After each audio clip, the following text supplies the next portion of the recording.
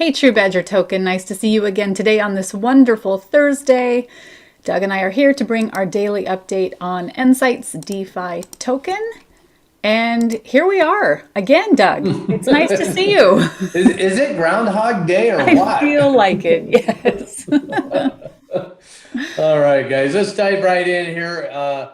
And I do have something special at the end that we'll probably actually turn the recording off for. Oh, So I would hang around till the very end. Just that's enticing. I'm going to stay. okay, I would do that. All right, I'm going to share my screen here real quick. And this is going to be a real quick update, guys. And just kind of give you an idea, what I did today is I kind of went through and took screenshots of some tasks that have been done as we went through them. So there was some issues with latency. How do I say this correctly? Well, latency was an issue. So if a server is timing out, taking too long to do a transaction, that's one scenario that can cause what I'm getting ready to tell you can happen. Another issue could be you could have a power outage at your house. Another issue could be that for some reason your transaction got interrupted on your computer. There can be many scenarios that can interrupt a transaction midstream, and the problem with that is knowing whether the transaction actually went through or didn't go through, or what happened to that transaction, right? So we've been working on, and now we have the scripts that will track a transaction from the point that we try to launch that transaction all the way through to where we see that transaction completed, even if the power went out in your house. Okay, so what that will do is we'll make sure on the back end that if there was somewhere a breakage in that transaction and the system gave us an error, was that error a true error, or was that a what we would call a false error, meaning that the transaction actually went through, but we just didn't see it go through, right? Because of latency or breakage of some kind. This is what this is showing. We've been working on that issue so that our scripts will take that transaction, work with that transaction ID, that transaction information, and when power comes back up or when latency is no longer a problem, whatever that issue is, we're able to follow through on your account and see that transaction, see that it actually failed or that it actually went through. That's critical in that we don't end up taking duplicate trades, duplicate sells, duplicate all kinds of things, right? So that's what we're seeing here. That's been worked on. That's a big deal, really, really big deal. Other things that we've been working on is what you see here is right now we're focused on BNB as a primarily our primary base token that we trade with. That's not always going to be the case. There'll be times in the future where we'll trade in Matic, we'll trade in Polkadot, we'll trade in Ethereum, we'll trade in lots of different base tokens, and we need to be able to do that. So right now the system was hard coded to BNB. When we look at the from BNB, all of the BNB was pretty hard coded.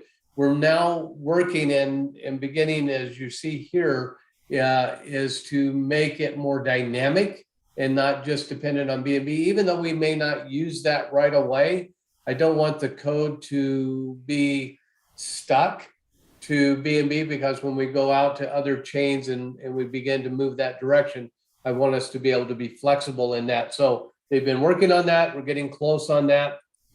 Other issues like the butt nuts showing up on some trades. And this, I believe, was caused by one of those errors that I was talking about in the beginning, because we lost track of this particular trade or sell or buy because of an error. And this was, I think, due to latency in the servers. And I think, I don't know if it was on our side or on PancakeSwap side, it doesn't really matter. It just, the handshake didn't happen the way that we expected it to happen, and we got that error. So that is being worked on. We also saw on different areas of the code was calculating or looking for different parts of time or elements of time. Was it executed, or when it closed, or when it happened? What point of time were we tracking for a particular event? And in the same event, depending on which screen you were looking at, you got a different time element because they were probably coded by a different programmer, right?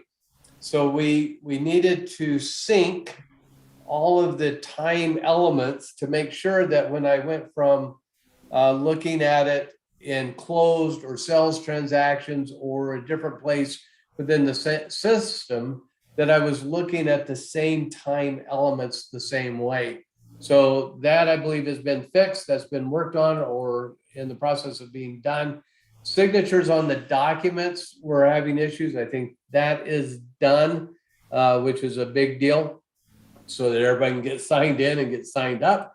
And then all of the edits and stuff that they're doing on that sign-in page, those have all been worked on. So that is a number of things. I'm going to share a very special thing in a minute, but before I do that, I'm going to stop sharing my screen and then take any questions that we might have. And then I'm going to turn off the live recording and turn off the recording. And I'm going to share something with you guys. How exciting is that? So, those look like pieces of artwork, what you were showing right there. And as That's how I felt. Right? I mean, we both have been entering those tickets. Candace has been. I feel like we need to, really make sure that from an art perspective, that those, are beautifully done. I think those were awesome. I think we could turn those in as NFTs. I think you're right. Programmer NFTs. Why not? That's awesome. All right. Well, I don't see any. Let me look to see if anybody's thrown anything in chat. No, we just got a lot of very excited people, I think. So I don't see any questions at this point. All right. Well, for everybody that's watching this live and via recording, that is it for the day. We're going to stop the recording now, and I'm going to share something to the people that are on this call. All right. I will stop the live and the recording. Live and the recording. Yes, ma'am.